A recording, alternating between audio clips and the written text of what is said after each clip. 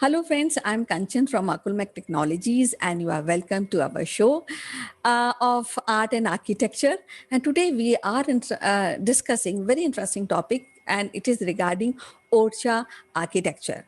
Now, Orchha literally means a hidden place, and it stays true to its name. Orcha architecture has a blend of Bundelkhandi and Mughal influence, and structure are not only appreciated for their mesmerizing beauty, but also for their intelligent engineering. And to discuss this topic, we have a great personality, Professor Amita Sinha. She is a former professor in the Department of Landscape. Architecture at University of Illinois, USA, and also she has taught in the Department of Architecture and Regional Planning, IIT Kharagpur, and in the Humanities and the Social Sciences Department of IIT Gandhinagar. She is also author of Landscape in India and also editor of Landscape Perfection and co-editor of Cultural Landscape of South Asia. And before I introduce you to her, I also want to add up that she's a senior Fulbright researcher at an Indian National Trust of Art and Cultural Heritage in New Delhi, and she is also recipient of Fulbright Nehru Academic and Professional Excellence Award. So, welcome to the show, ma'am. How are you doing today? Very well. Thank you for inviting me. So, how is everything in Illinois? How is the weather there? Well, spring is yet to come. We are waiting for it.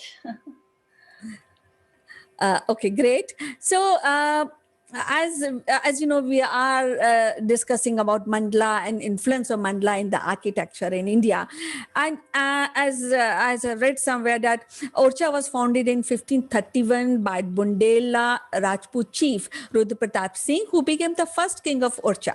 So, can you please tell us how the medieval town of Orcha is based upon the planning according to mandala?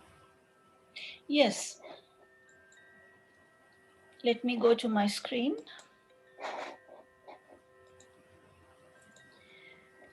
So here we see two diagrams of mandalas from Puranic geography. And Hindus imagined the universe to be in the form of continents, ring-like continents separated by oceans. And in the very center was the continent of Jambudvipa, and to the south was Bharatvarsh. Now the center was held by Mount Sumeru. It was like an axis mundi reaching out to the heavens. And so what these mandalas tell us is that the number 7 is very sacred, for sure, but also the islands have great sanctity. So when the Bundelas decided to build their capital in Orchha, which is not too far away from Jhansi, only 16 kilometers, they chose a site which was already sanctified. It was on the banks of river Betwa, which emerges from Bhopal and goes on to meet Yamuna. And there are many streams cutting through the terrain. And remember, this is north of the Vindhyan ranges. So we have an undulating terrain with sandstone ridges going north, south, west, southeast. And when they chose this site, they built a fort, a Jal Durg, an island fort. So, as I said before, islands have a special place in the Hindu imagination. And so, this site was very auspicious. So, what we see here is Betwa and its tributaries, Gurari and Jamner. And then there was another stream, which Advar, which was made into a moat, and an island was thus created. And that's where they built the fort.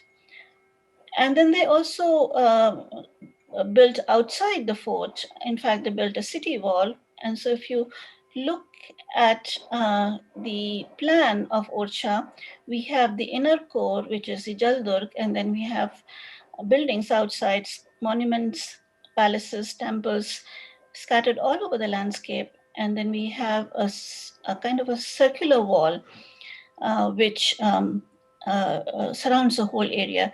So today in Orchha, in 21st century Orchha, a lot of development has occurred. It remains as a small town, and there are panoramic vistas of temples and palaces which dominate the skyline. And when we mapped the terrain and the buildings, we found that there were indeed circles, that guided the location of the buildings. So the very, central circles in the center had the palaces, Raja Mahal Palace and Jahangir Palace, as a center. And then we had temples on the rims of the circles. The outer circle connected the gateway with temples and chhatris. In addition to the circles, we see also direct views from one building to the other. And in a way, we see yantras being formed. So, for instance, this view shed between Lakshmi Narayan Temple, Rambrajar Temple, and Chhatri is an isosceles triangle. So even though the triangles and circles were not really in the form of streets, but they were visual axes. And so there is a visual structure that followed the mandala and the yantra pattern.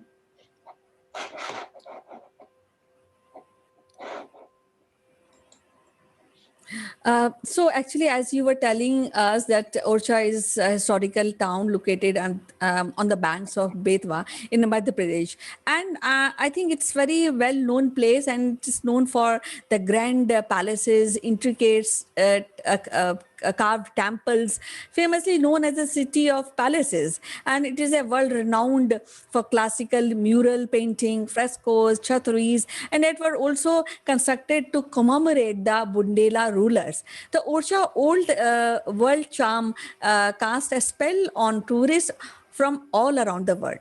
Now, when we are talking about mandalas, I also want to ask you, was Orcha fort designed according to the Vastu Shastra? Yes, it was. So Vastu Shastras and Shilp Shastras have guidelines on building forts, and one of the category of forts is the Jaldurg. And so this Jaldurg, the fort of Orchha, it rises above the stream and the river Betwa, as you see in the slide. And the walls are very strong, the ramparts are very strong. And when we look at the plan, even though the island is not quite a circle, it is a kind of a polygon and it is tapering. But the planning of the palaces and temples inside was according to cardinal directions. So the central palaces faced the temples and they were east west, and other palaces actually were at right angles to the longitudinal axis of the uh, island. The island is like 12 degrees east of north. And in Jahangir Mahal, on the floor of one of the uh, arcades, we found this very interesting diagram. It looks like a kind of a horoscope, with the building skyline and some numerals which we could not decipher. But this is very clear evidence that the Jaldurg was planned according to certain precepts of Vastu Shastra. We also see in the palaces an example of Paramsaik Mandal. So Raja Mahal, for instance, and Jahangir Mahal both are squares and they have courtyards in the center. They are gridded squares. So on the upper floors, the grids guided the building of arcades, and on the topmost floor, they guided the building of domed chambers and chhatris. So the building became lighter with upper floors, and what we see is a kind of a inverted pyramid of open space. And this shows not only, as I said, the example of a Paramsaika mandala, but also it shows the influence of Indo-Islamic and especially Mughal architecture. As the story goes, that after Babur's death, the Bundela Rajput chief Rudra Pratap, who ruled over a small area called Gar Kundar, founded an opportunity to expand his territories. In 1531, he founded a city of Orchha, which was only 56 kilometers from Gar Kundar. He chose this stretch of land along Betwa, as the professor was telling, as an ideal site for his capital, and became the first Raja of Orcha. Now, when there are palaces and when there are other architectural structures, I'm sure there must be a good and expanded form of temples also were there, and you can see those temples even today. So, tell us about the temples of Orcha.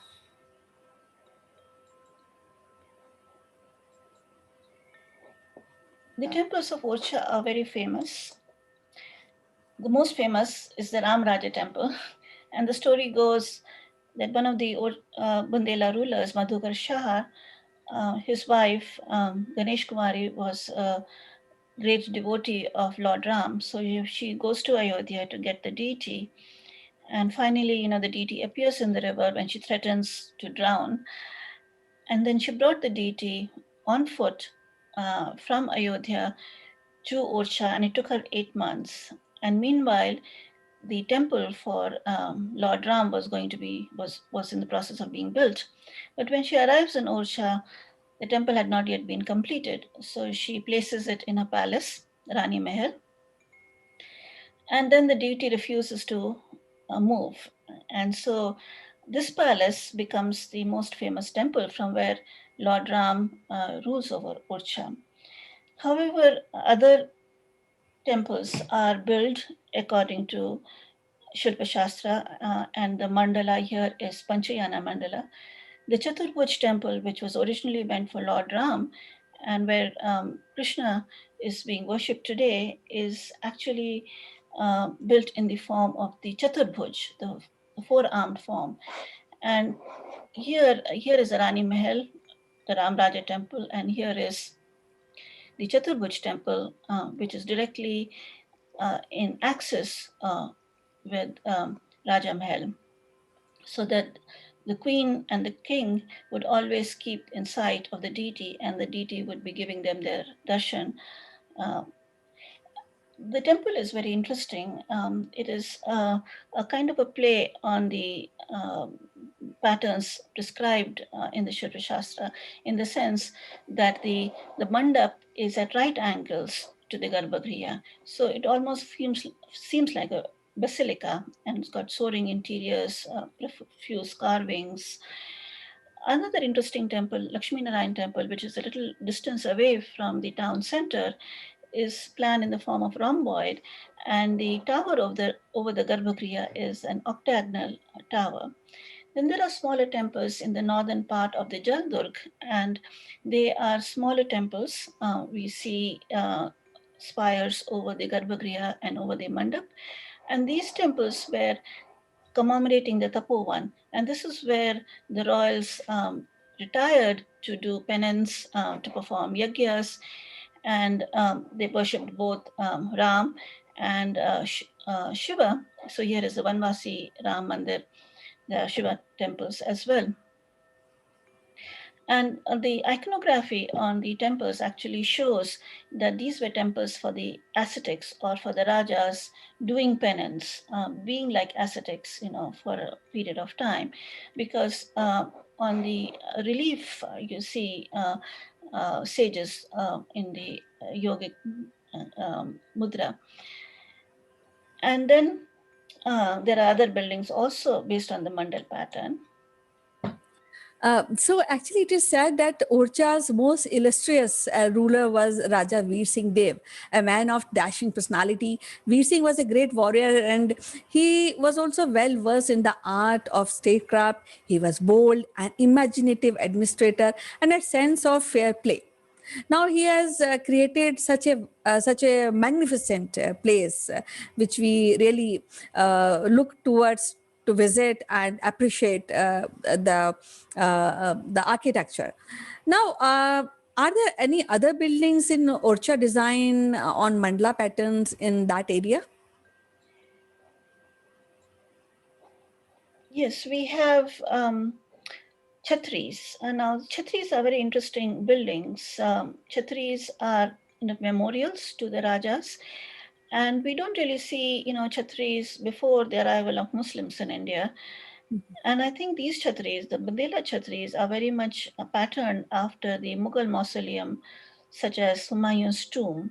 As you know, in Hinduism, the body, is cremated on the banks of a Hmm. river, and so the Bundela rulers were also being cremated on the banks of Betwa.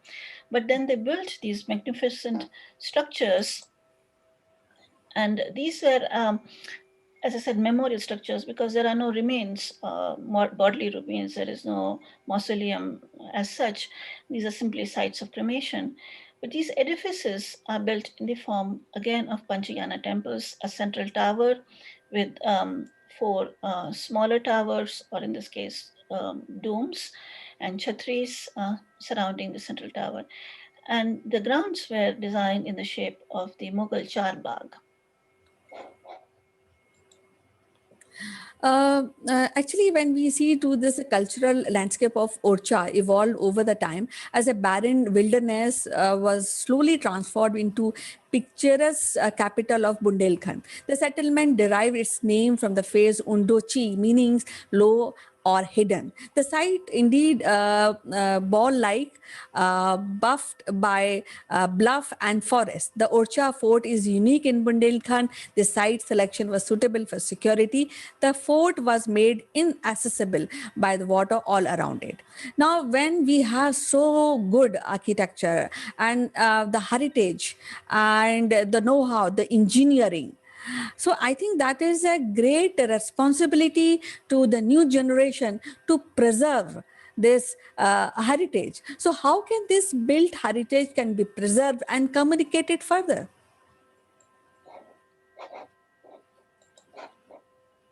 That's a very good question.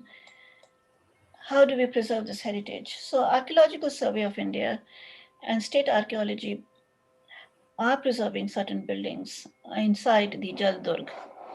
But then there are living temples, Rambrajar Temple, for instance, which attract pilgrims from many places, from as far away from Tikamgarh and Jhansi. So pilgrims also use the riverfront Betwa for bathing. They visit the temples. There are tourists who are coming to the island fort to see the palaces, and these are kind of two different separate worlds. So I think what needs to be done is to integrate the mythological world of the uh, pilgrim with the historically oriented world of the tourist. And I think the scope of preservation should go beyond the buildings to the landscape at large. And so here we are proposing a system of trails that will connect all the historic sites as well as the temple sites. So right now, the pilgrims come to Ramraja Temple. They visit a few temples in the northern part of Jaldurg. They go to the Betwa. They do the Panchkroshi. And then, how about extending this trail to the Jal Durg and its other monuments, extending it in the form of a bike trail along the walls of the historic medieval town. And in this master plan that we propose, we are saying that Bundelkhand, this part of Bundelkhand, which is kind of a dry region, even though it's on the banks of the river, needs actually to be made productive again. And there is a lot of fallow land between the historic core. So, how about along the trail planting trees, doing water harvesting, and then using some of the water for the for residents and for running the number of hotels that are on the site, plus cleaning the moat, consolidating, the banks of the Betwa and making it accessible to tourists, so that anybody who visits Orcha can learn both about history as well as the sacred significance of this beautiful place. Um, I think maybe the decision maker and archaeologist are listening these comments which are being offered by you, and at the same time, I also feel that there's a lot of education which has to be done in school, telling how to take care of the historical buildings, which is a part of our culture and heritage. So, what do you think about this? Shall we introduce a course in the school curriculum regarding this? Yes, history can be taught with examples. It doesn't have to be, just words. And especially in programs such as design programs, planning programs, tourism programs, I think education should be very much be based upon the enormous heritage we have and learning from examples and then thinking about how to preserve not just the monuments but also cultural landscapes. Yeah, actually, this time has come that everybody, every Indian should feel proud of our rich heritage and culture. And as usual, it was so lovely to talk to you, Professor Amita Sinha. We'll meet again with the next episode. Till then, bye bye. Take care. Thank you.